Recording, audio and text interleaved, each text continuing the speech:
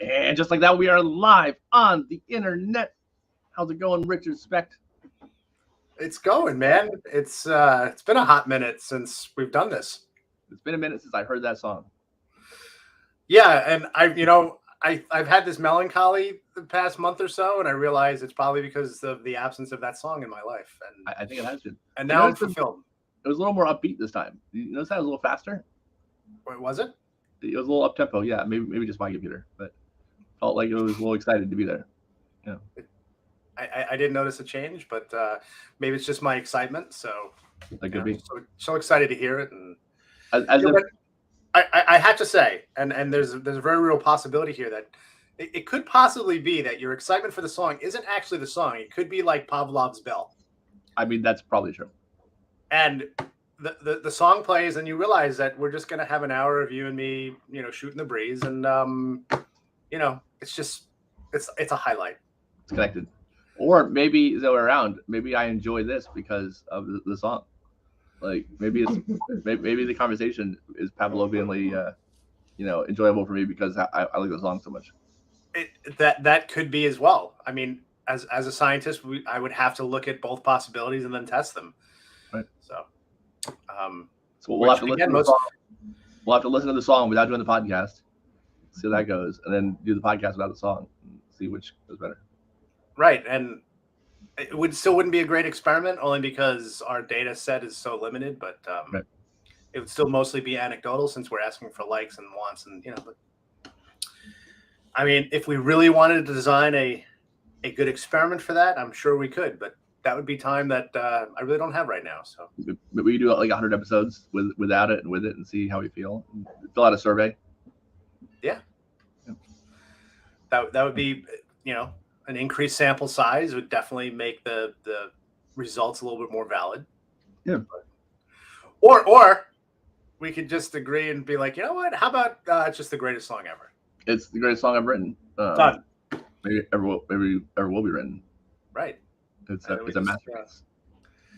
And then we move on to bigger and better things. I mean, it's been I guess it's been about a month, right? It hasn't been a month. I think it has because the last show we did was when we started the crowdfunder, and that ended last week, and it was a month long. So and congratulations, you successfully crowdfunded. The crowd has funded your thing. You are now going to publish the next children's book in the line of the Little Respect children's books. Very exciting. Yeah. This is super exciting. It's as I mentioned when we did that podcast that I was not looking forward to doing the crowdfunding campaign. It had been something that had been on my mind for years, literally years. I looked back at the original manuscript I wrote of that book, and it was 2017. So I've had that story in my head for 5 years. No, I mean on paper. Well, digitally, for 5 years. It became the animated short that we released in 2018 or 2019, which was now 3 years ago. So it blows my mind. But I think part of that too is COVID messed with so many things, and my sense of time. And you and I have talked about this before. My sense of time has altered because of COVID. Like things that happened 5 years ago don't feel like 5 years ago because about 2.5 of those years was just a bunch of garbage thrown in because of COVID. So it's been this weird kind of dynamic that my brain can't wrap its head around. So yeah, some things seem much longer and other things seem much shorter. But and I don't know, maybe it's because it was so different that I don't have a frame of reference to compare it to. So my head has a hard time kind of conceptualizing what that time actually meant. And I don't know, but it's, we're here. We funded the book. It will be real. I will be just as excited when that first shipment comes and I get to hold a physical copy in my hand, which is always awesome. It's really special when you write something and then it's you have it in your hand. It's like, wow. Like I really can't. There's moments in my life that I never forget. That, and we all say this, but each time my children were born, like I vividly remember those moments. And one of those other ones is the day my book arrived, and I held the first copy, and I'm like, holy crap, this is real. Like I did it. So I look forward to that with this book and I think that book came together relatively quickly. The first one, I had decided I was going to write it that summer. It was the summer after we lost Reese, and I had this kind of epiphany when I was over in Germany. And then that fall, I contacted my friend Adam, and then by the spring, we had the book completed, and I had a publisher lined up. And it turns out that they couldn't actually print the book in the dimensions that it was designed. And it was literally like days before it was supposed to become available for pre-order that they tell me this, and I was crushed. And I'm stuck with this. Do we redesign the book? Do we compress the images? And I was like, no, I'm not compromising on my vision. And we're like, it was actually the guy who runs Suspended Coffees, which is another kindness group. They're over in England. They have like 700,000 followers on Facebook, and I've gotten to know their co-founder, their founder, John Sweeney. He's a great guy, and he had suggested to me, he's like, "Did you ever think of crowdfunding?" And I was like, "What the hell is crowdfunding?" Like, no. Like Kickstarter, and I'm like, no, I don't like. For me, Kickstarter was all about electronic stuff. Like, why would I'm going to kickstart a book. Like, who's going to want?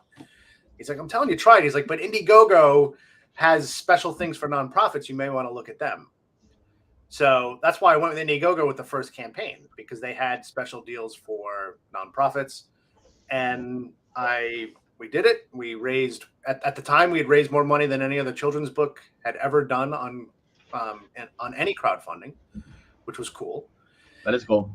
Yeah. And I got a little badge that told me that, and I was like, this is cool. Like, we raised more money than any other children's book in history to that point for a crowdfunding campaign. And I'm sure by now there's been huge ones too. Actually, Harry Potter or something. No.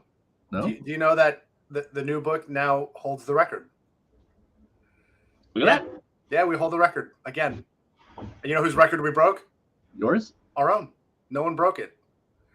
So yeah, Indiegogo let me know that we're still the highest grossing children's book on their site. That's remarkable. I would have expected that people had come along and Now, what they consider a children's book, I don't know. Maybe it's right.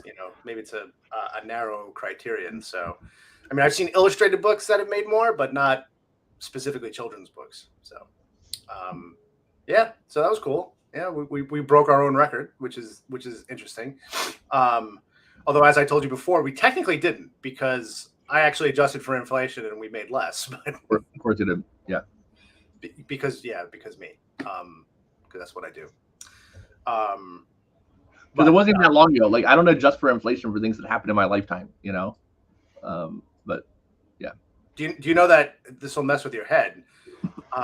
Basically, the price of consumer goods has increased by over 20% in the last 8 years. Wow. So that's huge. That's a lot. Yeah. Well, it's 8% of that was this past year alone. So it might even be like 1 out of 5. Right. That'd be scarier. Yeah. If it was 1/5 bigger, I'd be concerned, but 20% is not a big deal. Right. It's that reminds me of a joke. I tell my wife constantly, and she laughs at it every time because she doesn't realize that I'm being mathematic. But I told her I've told my wife this so many times, and she falls for it every single time. Okay. But I've told her, I said, did you know that 40% of all sick days are taken on either Mondays or Fridays? Nice. And she's like, that totally makes sense. Sure does. And I'm like, it totally does, doesn't it? She's like, I knew it. And I'm like, you do realize that 40% of the days of the work week are Monday and Friday, right? Yeah. Oh, I hate you. So. That's good, though. Yeah. Math, it's fun. Math is fun. Math is fun. So, speaking of fun, you saw Wakanda Forever and loved it. Yep. I saw Wakanda Forever and hated it. Yep. So I had more fun than you. You had fun. I sat there looking at my phone like, is this almost over? So That was great. Great movie. Yeah, and I hated it. So go figure, right? And the Different- world continues to spin. Different strokes, different folks. Yeah. But and which is interesting because you and I usually agree on things pretty spot on. Like usually, if you like it, I like it too. But I did not like that movie. Great film. Did you see Black Adam? No. Ah. I've heard it's not good. See, I liked Black Adam. I didn't expect much from it, and I came out and I was like, I enjoyed that. It was good. Abby, not so much. Abby felt like they did not represent the Justice Society at all. So she had, being the comic book nerd that she is, she was not happy. But she did not like. She saw Wakanda Forever with me. She was equally, unimpressed. So What are you gonna do? nothing. There's some things you can't account for. There's some things that you can't prepare yourself for, and preparing myself for the letdown of a movie is something that you just never know until you get there. So Great film. Everybody should see it. It's really good. Go to the theaters now. And everyone should avoid it. Don't go see it. Spend your money elsewhere. So. But you know what? Everybody should attend who's qualified and fits the prerequisites for is the Fuck Drowning event. Fuck as an FCK. Just throw it all together because it's Families Cultivating Kindness. Families Cultivating Kindness drowning event for families who have experienced a fatal or non-fatal drowning. We are sponsoring the airfare for anybody who wants to attend. It's going to be January 14th in sunny Delray Beach, Florida. If you would like for me to buy you a plane ticket from your cold area to Florida in the middle of January, I'll do that for you. And all you have to do is attend our thing, or to attend your thing. Really, it's not even my thing. Well, it's our thing, right? It's right there. But right? I mean, it is. But I mean, it's I'm not in the community that it's intended for. No, so but you're making it possible. So it's you and you and your people. My tribe. Yeah, and it's you and your tribe's thing. Actually, we do refer to it as the the club that none of us, right? The club or fraternity, none of us wanted to join. Right. Carrie and I often talk about that it's this club we don't want to be a part of, and we're hoping to close membership. So we just do not want any more members. But the statistics do not meet out that we are achieving that goal at all. So, but that's part of what we're going to talk about. Like, why has nothing changed? Have things actually changed? And it's that what we're doing is actually keeping up with the increase. Have we stemmed the tide, or is does there need to be a whole new ground up approach to what we're doing because things aren't changing? So yeah, I mean, I can talk a little bit about the stuff around it. Maybe you can explain why people should attend, but the event's going to be on Saturday. So Friday night, there'll be a dinner and kind of like a get together. That's going to be for anybody attending the FCK drowning event, and all the Lifesaver people who are attending the Lifesaver conference, which is happening at the same time at the same hotel. So not only will all the families who have experienced the drowning get to kind of talk to each other, which is very cool. I think that kind of support is priceless, and really just it's hard to quantify how much people get out of that kind of thing. But also all of the lifesavers from around the country who've come to the conference will be there too. So I think that's really cool that they'll I think it's great both ways. I think it's really cool that the lifesaver people will get to interact with all these folks who have experienced drowning. I think that really is important for them. It's easy to get wrapped up in the day-to-day business of pool funds and kind of forget why you're really doing it. And I think getting to talk to people who have experienced drowning is one way to really bring that home. So I think that's cool. Well, that's an important point, because I think that's something around too. Yeah, that's something. It is, that can't be understated, because you can get lost in that. You just do, and that's just human nature. And I know in my relationship with Safety Swim, the swim schools, that, and I don't just. I've also spoken to Goldfish swim schools as well. That getting to speak to those kids mostly who are doing the instruction. Let's be honest. If it's those types of places, it's mostly kids who they train to do. It's baseline stuff for the most part. But in speaking to them, and even to the adults and to the owners, that what you're doing makes a tangible difference is important, because that is so easily forgotten. And that perspective is so important, especially, on the days that are just crappy, right? I mean, there's days where things are just crap. And if you can break yourself away from that and think about, holy crap, wait, what I'm doing matters. That's important. Like I remember as a teacher, I had to do that. Like I had to stop myself and be like, I'm sitting here complaining about the little things. I'm like, wait a second though. And what am I doing? Right. I'm doing something that's really goddamn important, right? So, and you guys are too, and anybody who's providing swim lessons. And I don't want to get into a debate about which is better, but that is so important, and it's so easy to lose track of or lose sight of what you're doing. So, I mean, what you guys provide is something that's it's so important. It can potentially be the difference maker between someone having my story or someone just recounting a moment that their kid got away. So, and it hits me every time I speak to a group of adults, when I ask them, have you ever said, where's so-and-so? And they all raise their hands. Yep. I say, well, you know what? I'm the one who raised my hand, and mine ended fatally. And that's just bad luck, or luck of the draw, however you want to look at it. But that's statistics for you. And there are ways to mitigate those statistics so that it doesn't happen. And people still aren't doing it. And I can bang my head against the door all day against, God, people who know my story well still have kids who they haven't had swim lessons and don't have fences around their pool. Like, okay. If you're willing, that all that says is you're willing to roll the dice. Yep. And I can say specifically, I was not willing to roll the dice with my kids' lives.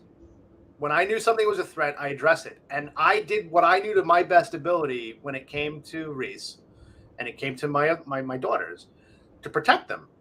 And so, Reese was starting swim lessons at 2, and we had the self-locking gate around my yard, right? And we had alarms on our door. Like, I did what I knew at that point, everything that I had known up to that point, minus my ignorance. And you can't account for ignorance. I did what I thought was necessary to protect him.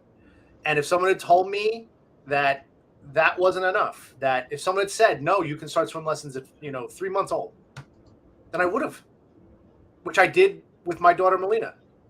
So if I got a pool, I don't have a pool, and I don't think I ever will have one for obvious reasons.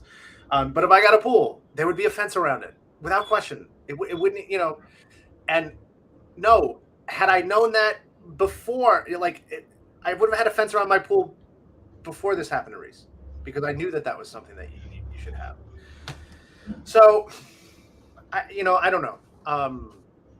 Maybe there's a new approach, but that's all going to be the stuff that we talk about, and trying to change that dynamic, because they say the definition of insanity is doing the same thing over and over again and expecting different results. And right now, we're all doing the same thing over and over again, and the results are where they are. So how do we get different results? And what do you have to do to break that wheel? Hey, Mike, have you ever said, where's Jack, or where's Madeline, where's so-and-so? Yes. Yeah. And his kids are super young. Yeah. 4 and less. Yeah. 2. There you go. There you go. So yeah, you'll get the social thing on Friday, the dinner out that we'll pay for. We're paying for all the food and drinks and everything. Saturday we're gonna do probably the same thing we did last year, which was Drive Shack, which is like Top Golf. It's a gamified driving range with food and drinks. It's great. We pay for all that, so everybody will get to come out to that who wants to after the day on Saturday. And during the day on Saturday, what can they expect, Rich? For your thing for Fuck Drowning. But what do you plan to cover? Well, we're gonna start. Well, we're gonna start the proceedings with an introduction of the families, and that's important. And I want us each to share our stories, because one thing, especially if it's someone who hasn't done this before, is one thing that comes out is that it's there's a universal connective tissue between all the stories that you find when you do share it, and it becomes it almost becomes cathartic, because I think a lot of times the parents who've gone through this feel like they're isolated, and that they were either they labeled themselves as failures, or that and this doesn't happen to other people, and then you're in this group and we're all sharing this, and then you realize, oh my God, we're all we're not, there's this kind of camaraderie there. And then we're going to I'm going to present to the groups, and right now I think we have about 15 or 20 different families who are told me they're coming. Have they all registered? No.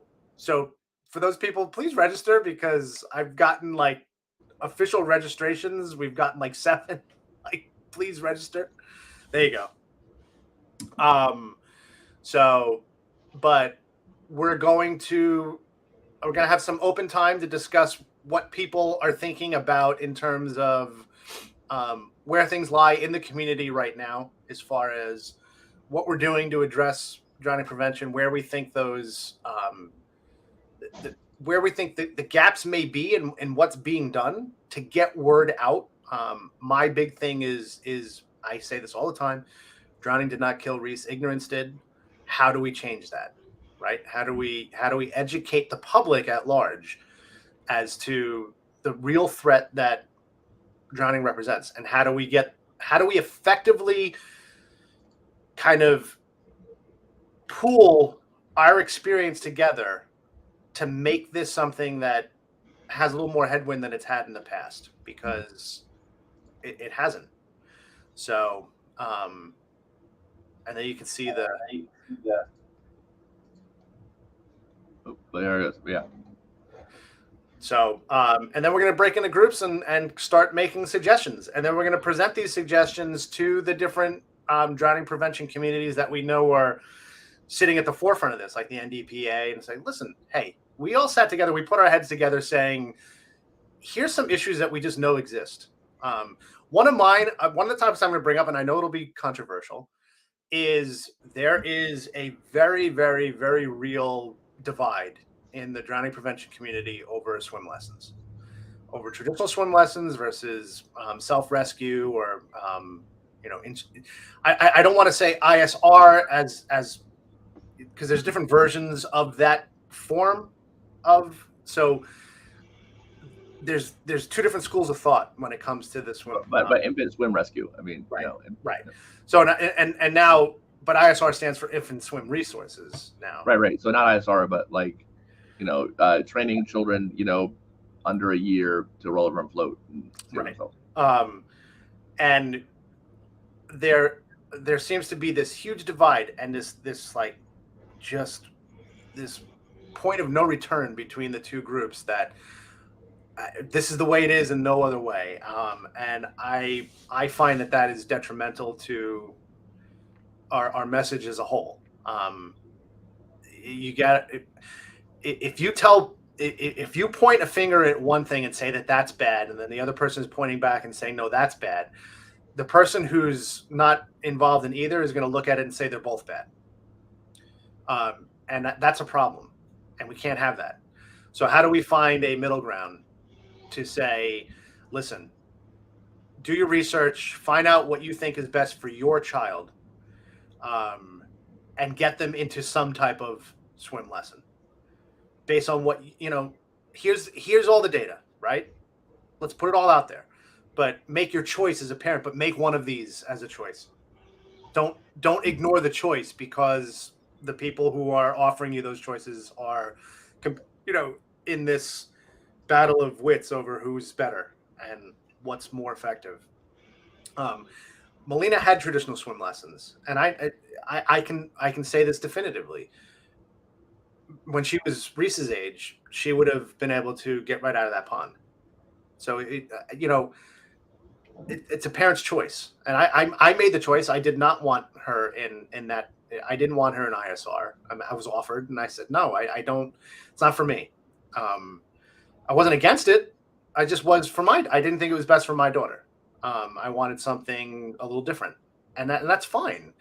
And I also researched though who to have it through. I had a very specific instructor in mind. So Bobby Hazen was Melina's personal instructor, and I knew she was getting quality, and she did. And and it wasn't group lessons, so like I did compare versus group lessons a lot of times, and that's the problem too. A lot of times when we talk about traditional swim lessons versus what we would classify as ISR, a lot of times it's that's group lessons. No, I wanted one-on-one. I had one-on-one instruction. It's just they're slightly different approaches, and but the whole finger pointing and saying, that what you do is traumatizing or what you do isn't enough, and it's not helpful. So that's going to be my particular topic that I already know what I'm proposing, so I'm going into it with that. But I'm hoping to hear from the other families things that I haven't been thinking of, and what they see as potential issues that we can all address. So that's what we're going to do, Eric. It sounds great. I'm excited about it. I think it's going to be great. I've had a few families reach out to me saying they want to attend. You've had a bunch. We'll see how many actually come. I think this year might be small, but mighty, and hopefully we. And that's fine. And that's something.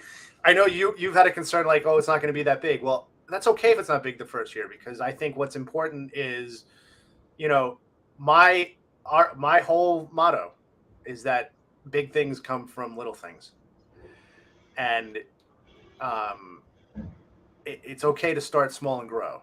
And I'm okay with that. So I'm not going to see, I don't see that as, let's get a core together. Hopefully the core we develop this year will be a core that can grow things even further. So I'm really excited about the people who have told me that they're coming. They're the people I was hoping would come. So, and I really, with basically one exception who it's going to be a big loss, but I wish she could have been there. But, I would have loved Carrie to be there, but next year. So, yeah, I can't wait. I can't wait. So it's a month and a week from now, and and Eric will pay for your airfare. So go. Yeah, you can't get a better deal than that. And I believe, and can I mention this too? Mm-hmm. You did mention to people who live in Florida who would be driving that instead of paying for airfare, that I'll pay for your hotel. Yeah. So if you're local and you don't need airfare because you live close by, I'll pay for your hotel instead. So I think that is a pretty sweet deal, and we don't get any out of that. It's not like some kind of tax thing or whatever. We're just doing it because it's something we believe in, and we want it to work out. So right, and I think it's a great place to get started and a great place to help get. I think it's going to be a great thing. And if only for just the catharsis of being together. If only for that, it'll be worth it. So, and then let's see what good we can get out of it and how to get people to be, just more aware of this. It always surprises me when I present to adults, and I always mention the drowning stuff when I'm doing the adult presentations. And now, by the way, this year it's been interesting in speaking to the adults when I mention lifesaver pool fences and I mention the importance of pool fencing and stuff, and I see the parents' faces going like, "Oh, I don't have and I'll sometimes be like, "You don't have a pool fence, do you?" And they'll be like, "No," and it's really interesting. But it never ceases to amaze me the number of people who are like in shock of the stuff that I share with them about that. So the ignorance is there; it's pervasive. And we need to change it. It's that simple. So I 100% agree. Be prepared. You know, be prepared. You know, a good way to be prepared is to have the right child safety gadget with you in the right time. Absolutely, and that is what we are going to talk about today. Is really, wow, what a coincidence. And well, I did want to change this because I don't want to say it's necessarily just child safety. I think this is just overall safety. Home safety gadgets for your family.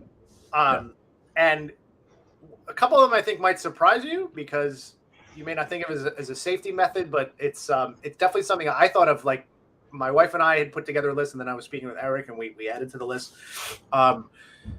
things that some of the things are obvious, but even if it's obvious, most people don't have it. So we can make this our most viral video and make it sound like a BuzzFeed listicle.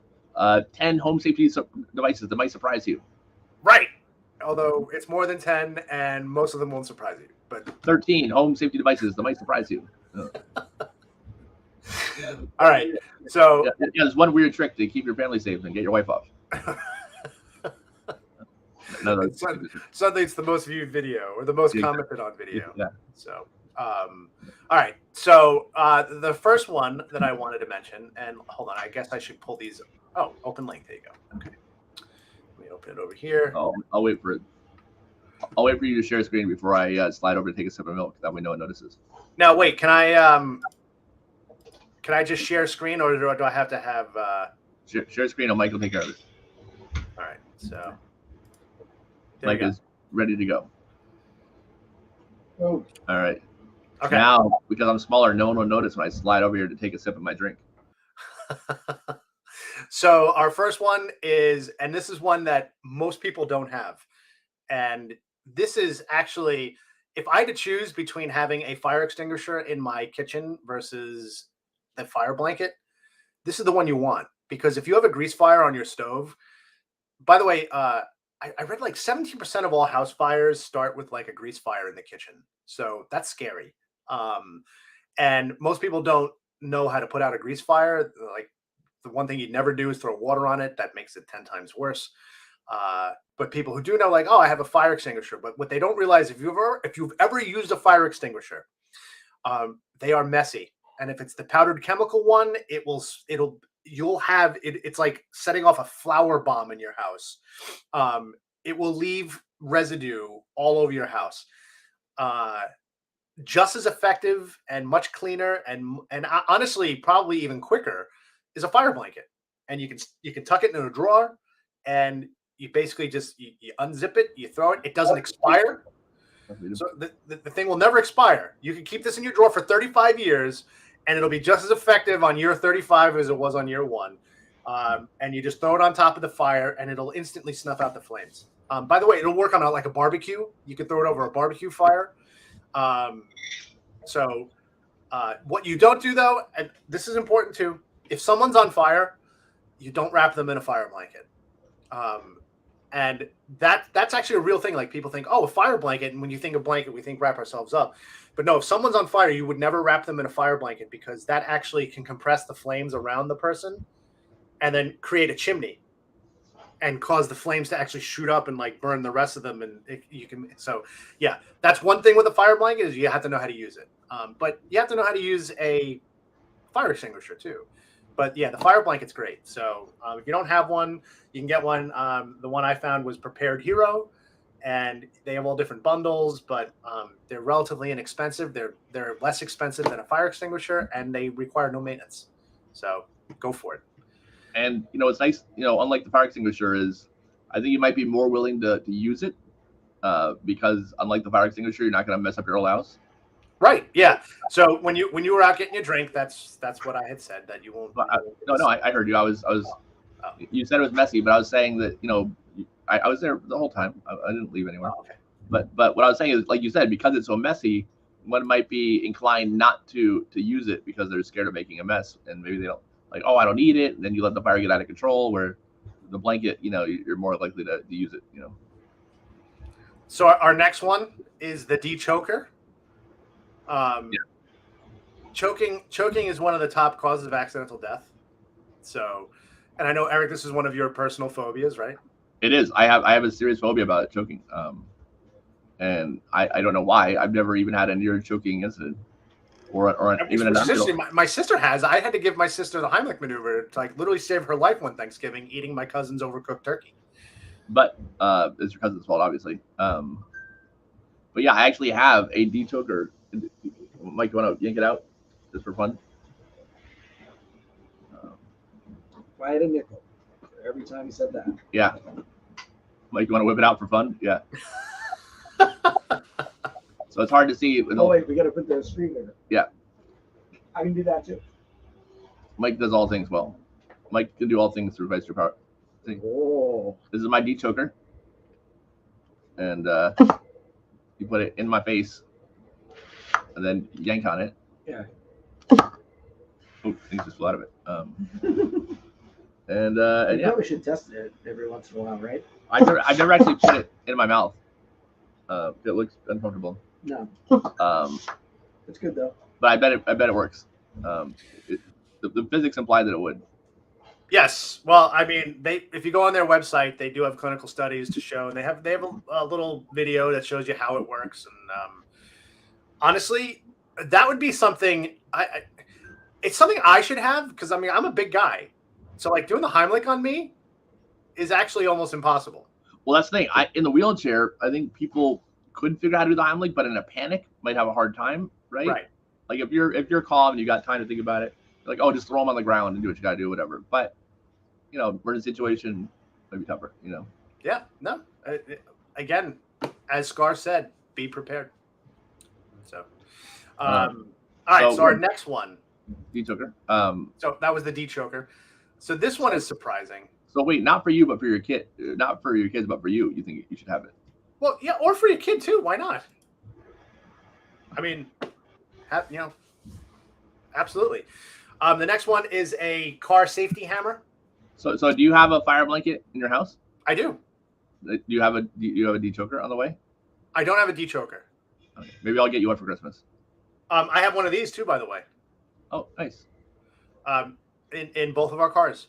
So, a car safety hammer is basically meant to break the glass in your car in case the car becomes submerged. And the thing about people don't realize, one of the major causes of drowning in adults is submersion in a car, and getting trapped in the car. And the Mythbusters, I remember, did a whole episode on this and showed basically it is impossible to open up your door once the water level is up above the door level. So yeah, Superman couldn't open the door when nobody could. It's impossible. But the other thing that's basically impossible is breaking that window with anything other than an object designed to break glass. So unless you happen to have like a hammer sitting around in your car, which is big and is going to take up space, you're basically left with almost nothing to break the window with. If you have an older car that has the headrests that come out that have the metal bars on them, you can use that. But for $8 or $8.90 on Amazon, you can get two of these. You keep it in your glove compartment, and hopefully you never have to use it. But if it happens, you just wait till the car is just submerged. You tap the window with it, it shatters the window, you swim out, and you're alive. As opposed to going all the way down, and then you can't, and then you die of drowning. So it's super simple, it's super effective, and you never know. And that's the thing. Being prepared is everything. So as G.I. Joe told me, knowing is half the battle. So yeah. What's the calculus in having two of them? No. So most people, it's thinking of families. So most families have two cars. So selling one wouldn't be as effective as having two, because you can put one in each car. Right. So that's precisely why they sell them in pairs. So, okay. So this one is going to be the one that I said. A couple of these will surprise people. And this is about being always prepared. I can't tell you the number of times I have property in upstate New York, so I go there a lot. And one of the common refrains when I'm up there is, where's my charging cable? Like I can't charge my phone. Now you might not think that is a survival thing or even a safety thing. But here's the thing. If you've ever been out in, like, I was just out this 2 weeks ago. This was 3 weeks ago.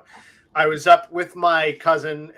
I was there for, he was up hunting and I was just hanging out with him. And it was 16 degrees where we were. And I was thinking about, it started snowing and it was like a whiteout. And I've got my phone. I'm like, thank God. Like, if anything were to happen, thank God I got my phone, right? Like, and I had a signal. I would be able to get word out. And I was thinking about, like, when my dad was younger and these same situations didn't have any of that. And I was thinking, how many times, though, has it been like, oh, my phone wasn't charged because I didn't have, like, a cable.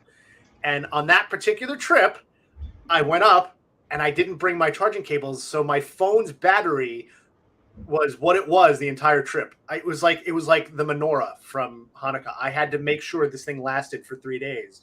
So I have the battery saver and everything on. Meanwhile, all I needed, I had the charging block. I just didn't have the cable. All I needed was the stupid cable. And had I had one, this wouldn't have been an issue. And like I said, when I'm sitting there in the woods in this whiteout, I was thinking of, oh my God, imagine my phone died and I had no way of getting help if that were to happen. And it would have been because I didn't have a charging cable. Well, it turns out that they make these bracelets that are basically charging cables. And this way you're never without it. And they come in all different types. They have like women's types that are decorative. I've seen all different versions of it. But if you're like me, I've said this way too many times, especially in a family setting where everyone's using the different cords. This way you've always got it. So you never, you never know. So again, it's about being prepared, and you would never think that might be a safety thing, but it could have very well been for me. And again, sitting in that situation thinking, oh my gosh, like that could have actually been an issue. So yeah, good thing to have. All right. This one is my newest purchase. I actually just bought this and I'm already in love with it. And it is it's a jump starter for your car, but it is the size of a charging block of a phone. So it's about that big. You charge it just like you would your phone in a regular wall, which by the way, you could use your charging cable bracelet to charge it. And this thing will start your car from dead. If the battery's dead, you hook it up and you can get 20 starts off of one charge. Wow. And you can charge it in your car. So when you're driving, you keep it in your car. So mine is currently in my car waiting for that moment. And now I don't have to ask for a jump from somebody. I literally just attach this to my battery terminals. If my battery's dead, it starts. The end. And it'll start 19 more times after that one start. And that's without anything. And by the way, once you get the car started, you can plug it back into your cigarette lighter and recharge it. I thought you were going to say throw it away. I mean, which is even if you got like 20 starts out of it and you tossed it, that'd be worth $100. Yeah. For $5 a start. And I got mine. So they're normally around 100, 130. I would look for, this is one of those things that always goes on sale when Amazon does their Black Friday sales or Amazon Prime Day or lightning deals. This is one of those things that always goes on sale. I got mine for 50. I got it for half off. So it was a steal. I should have gotten two, to be perfectly honest. One for Sam's car too. But I'm gonna get one of these. To me, is my all-time favorite new thing that I've gotten in terms of something that I've always wanted. And I used to have a giant battery. It was like a car-sized battery that had this, but it wasn't convenient. I could keep it in my truck, but it wasn't rechargeable. It wasn't lithium ion. So it was just a deep cycle battery, and they only have like a 3 or 4 year shelf life. So I bought two of them, spending a couple $100 each time. I'm like, this isn't worth it. So I stopped. I just kept jumper cables in my car. But this now I can throw it in my glove compartment. It is fantastic. Everyone should have one. If you don't have one, I don't know what you're thinking, but go out and buy one. I think this is now my Christmas gift for a lot of people. This is what I'm going to do. It's fantastic. And here's the best part. You can use it as it has a port. You can charge your phone off of it too. Genius. Yeah. It's amazing. It's not just genius; it's no-code genius. Yes. But I can't recommend this more highly. So, by the way, the marketing, you just can't stop. Yeah, see, look at that. So, yeah, that is one of my all-time favorites. Okay, so this next one, this is an oldie but a goodie, and I think everyone should own one of these too. You should own multiple. A multi-tool, so often called a Leatherman.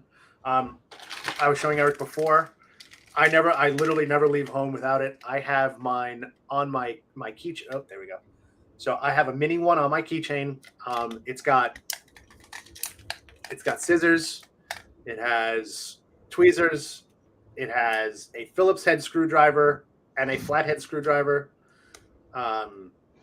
It's got a pick. So I can't tell you the number of locks I've picked with that. Not that I'm breaking into places. It's usually my own place. There's the flathead screwdriver, and then lastly, a little knife. So the only issue I've had is I have to take it off my keychain when I fly. But these are fantastic. And the larger size one is all of that and more. It's it's a pair of pliers. It's a full size Phillips head screwdriver. It's a knife. It's a saw. I told you, Eric, if someone told me like you get one thing in a survival situation, you get one thing to bring with you, what would you choose? I would choose a multi-tool. So hands down, without question. I set out to take antibiotics, and you thought you could find them in the wild, so you don't. Yeah, that's why I said survive with me. I'll have my multi-tool, and I'll show you where the antibiotics are. Yeah. So, but my brother has an arsenal of firearms. I always said I would go camp with him. But, well, there you go. Yeah, and I'm going to trade for penicillin. Yeah, I mean, honestly, if that's the case, and you're looking at like apocalyptic situations, then you probably want all of these things. So just to keep you safe and have them all in one place where you could keep that. All right, next one. This one goes without saying, but I can't tell you the number of people who don't actually have one. A home first aid kit, and they're like $50, and you should have one.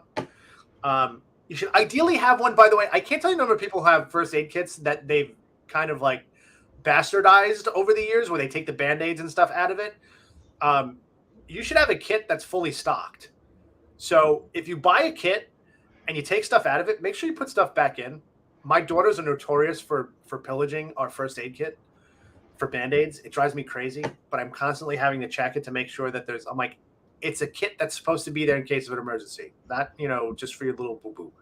Like I have Band-Aids in a drawer for that. This is like, stuff goes down and you need it in a pinch. Every home should have one. And if you don't, then, well, what are you waiting for? So super important.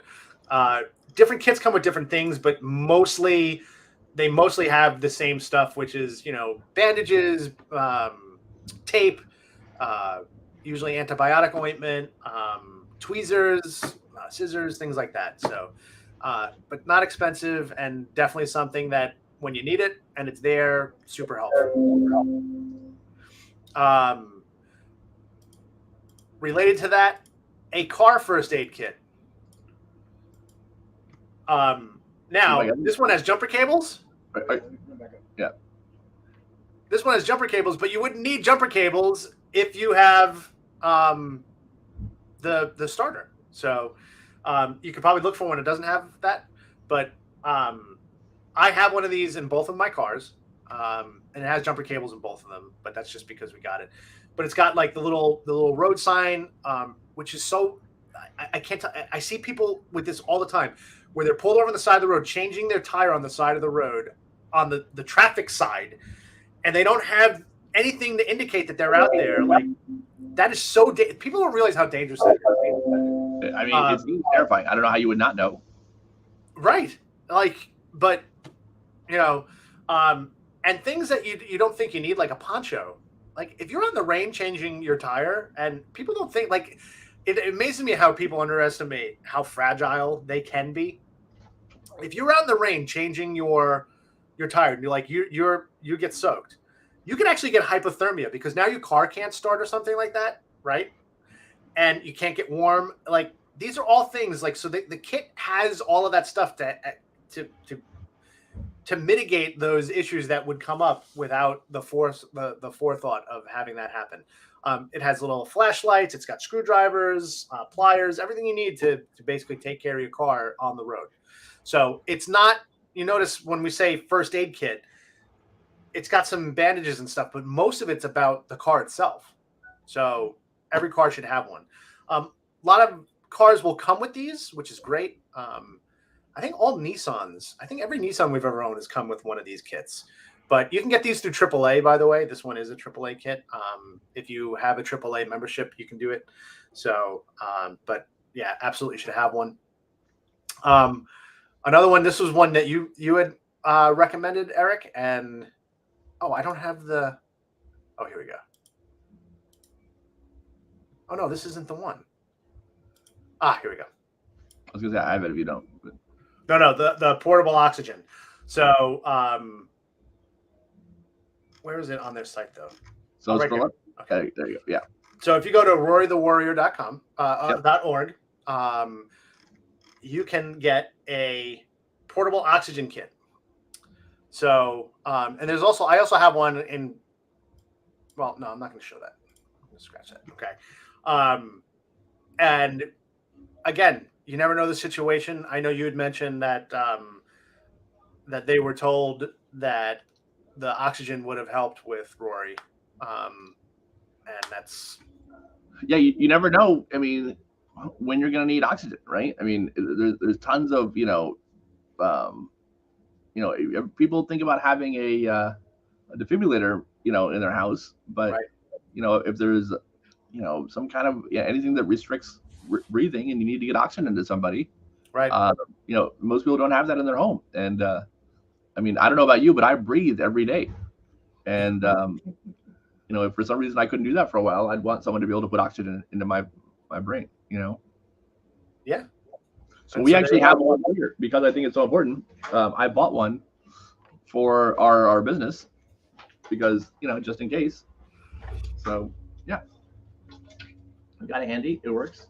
And in case of an emergency, we could administer oxygen to someone, This is like the hair club for men. Like we're not just telling you.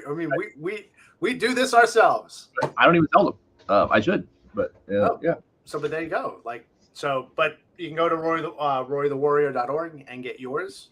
And all the money, all the profit they make from selling their oxygen units goes to these amazing hero bags, which are essentially kind of first aid kits on steroids for police officers. Because a lot of times, if you have a medical emergency and you call 911, the first person that shows up isn't an ambulance; it's a police officer. Right. And they're not all necessarily equipped with all the things they need. And a lot of the stuff they buy with their own money just so they have it on hand.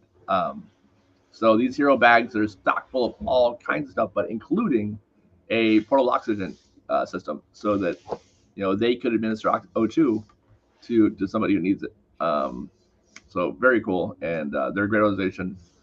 Jason and Sherry Dawn Sheffield lost their son Rory to a drowning. And they've done tremendous work since then to save other kids and other people in general. Jason Sheffield also installs lifesaver pool fences in Texas, and he does a great job of that also. And yeah, great people, great cause, and a great life-saving device. Which is awesome. Yeah. So, all right, our next one is a disaster preparedness kit. I got one of those too. Right. I know you bought a pre-made one, right? I bought a pre-made one. Yeah, I got it right here. This is my Judy bag. I got one of these one year for like everyone I knew. I bought like 10 of these things. It's a Judy bag. And again, I don't sell these. I probably should. But inside, I don't know if we want to get into it, but why not? It's good. It's really cool, actually. I think I like it a lot. I love things like this. It's a waterproof bag. It's highly visible, and it's chock full of emergency equipment. Yeah, and it's in categories. So if we hold the box up because they're labeled. Yeah. This one's the health and safety, or safety and warmth. So yeah, safety and warmth. It's got written on the side there. There's some blankets. dust mask, poncho, a whistle, and various things like that. Yeah, let me see the front of the box. Right, It tells you what's on it. That's written on the front. Yeah. On the lid. Yeah.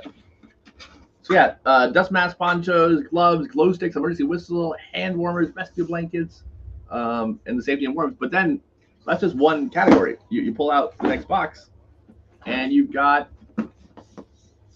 tools of first aid. So in tools of first aid, you've got AAA batteries, LED flashlight, multi-tool, duct tape, mini roll, disposable charger, first aid kit, biohazard bag, quick dry towel, pocket tissues, hand sanitizers, wet wipes, hand crank radio / charger / flashlight.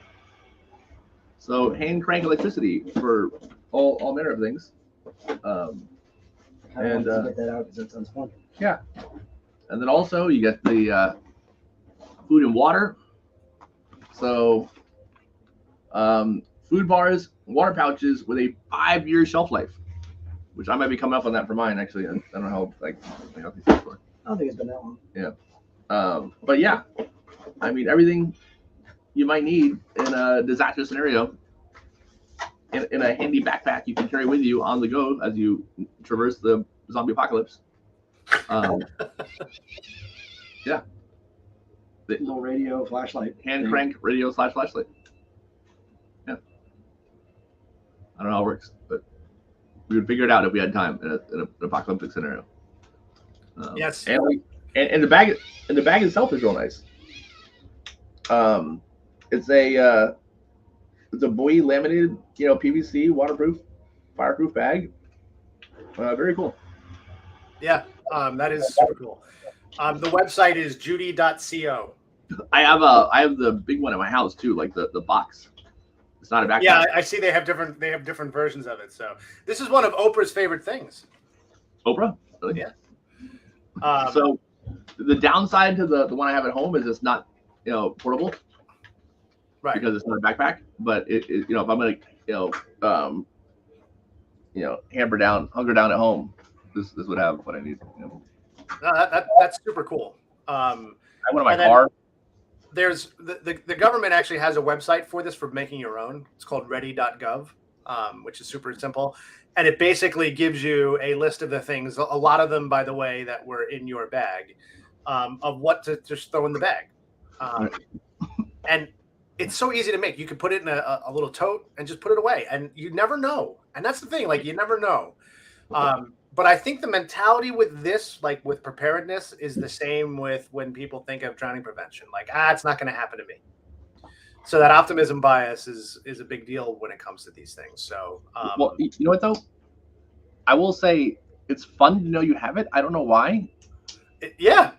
But there's something feels good about knowing you've got this thing on lock, and when you hopefully it's not a serious emergency, but when something comes up and you get to use the thing that you prepared for, when you get to whip out your multi-tool or or your battery dies in your car and you get to whip out your Noco Genius, something about that feels really nice. I don't know what it is, but there's my friends all tell me they're like, if stuff ever goes down, I know where I'm going.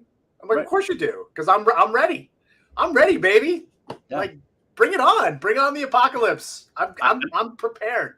I don't know if that's more of a masculine thing than a total human being thing. But well, no, because I have a lot of male friends. They're come on, I don't need that. No, but that feeling. But if anything happens, I'm coming to you. I'm like, that's if I let you in.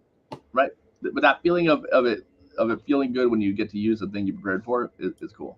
Oh yeah, there's nothing like it. There's nothing like it. And I'm going to end with this. So most people talk about generators, and then I've got one more when you're done. Okay, so most people talk about generators when they talk about power and stuff, right. And that's kind of a given. I own 3 generators actually, right. So I have 3 gas power generators, and that's redundancy is everything for me.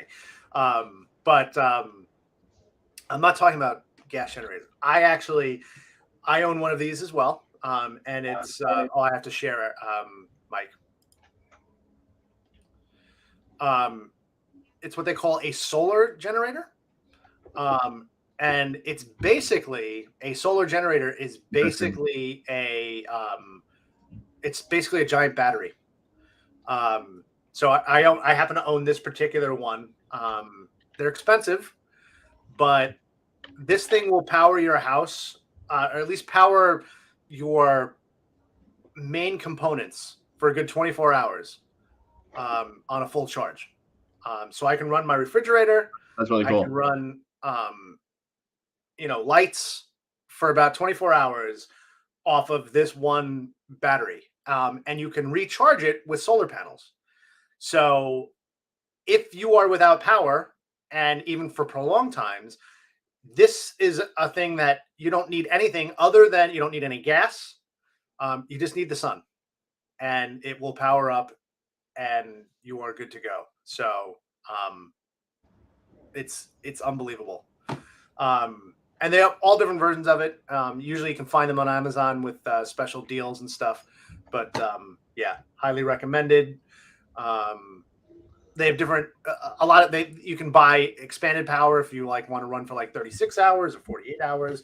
It can get expensive, but any solar system could. So, but it's super, super cool. So, yeah, that's the last of mine. So I think one more safety device worth mentioning that actually most people don't have. The majority of the people in this country do not have one of these. I think they're very important. Oh, am I frozen? You are frozen. Your face is stuck in an awkward, unfortunate position. That is. Hold on. And I'm still there. Yeah. All right. Well, it's a good look for me. It is.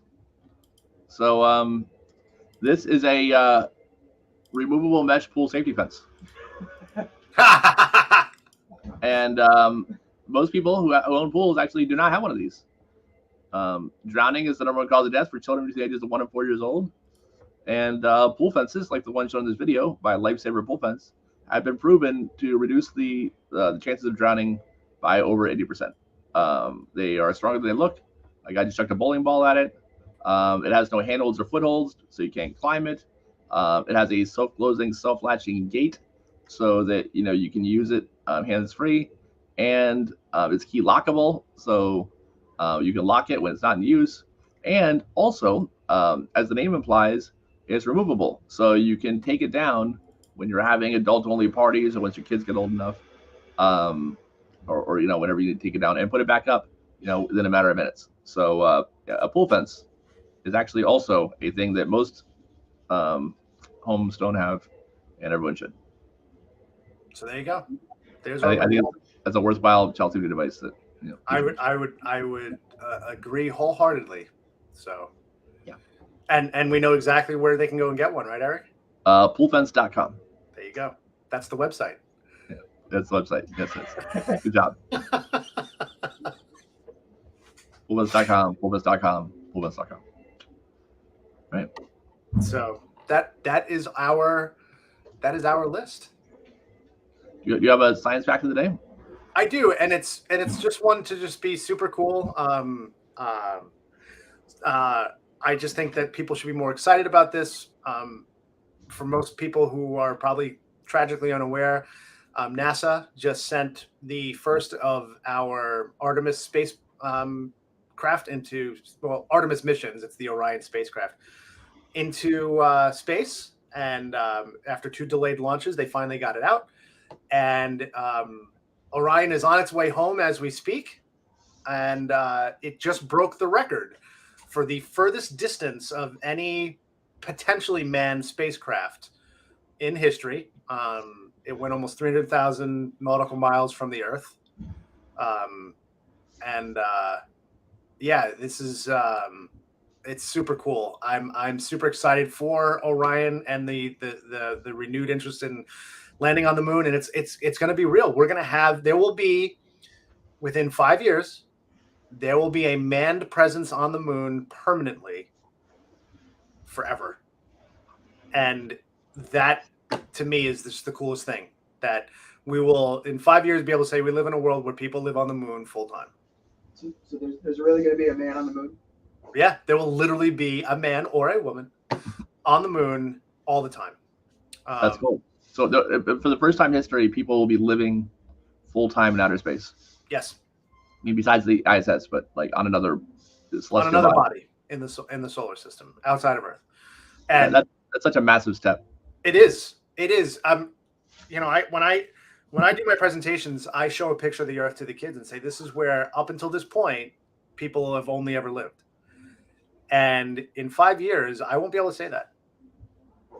And it's going to be the next stepping stone to Mars. And I'm just hoping I live long enough to see us set foot on Mars. Like that's what I want. I want us to be on Mars, and the scientist in me, the explorer in me, the lover of all that kind of stuff. And it just feels so real right now because Orion was such a success, and yeah, it's super exciting. So that is our science fact, because space exploration is cool. I'm hoping that this gives us a renewed interest in our space program, because honestly, most of the technological advances we've made in the last 65 years have come out of our space program. And we need to continue supporting that. So, because eventually this place is not going to support us anymore. And if humanity wants to persist, that's the only way it's going to happen. So there you go. Will you be around? Talk about being prepared. That's the ultimate preparation. Yeah, leave the planet. Right. You know? Will you be joining us this afternoon for the Jeopardy? I have to take Lori to her orthodontist, so I know I haven't been there in a while, but I'm going to try my darndest to get there with you guys soon. Hey, well, every day at 3:00 we do Jeopardy. Have you needed? I mean, you guys have been doing pretty well. We're doing pretty well. There's a new thing. There's a new competitive aspect to it now, where they pit you up against another human being. Oh, do they? Yeah. So now you play against another person. Is it all the time?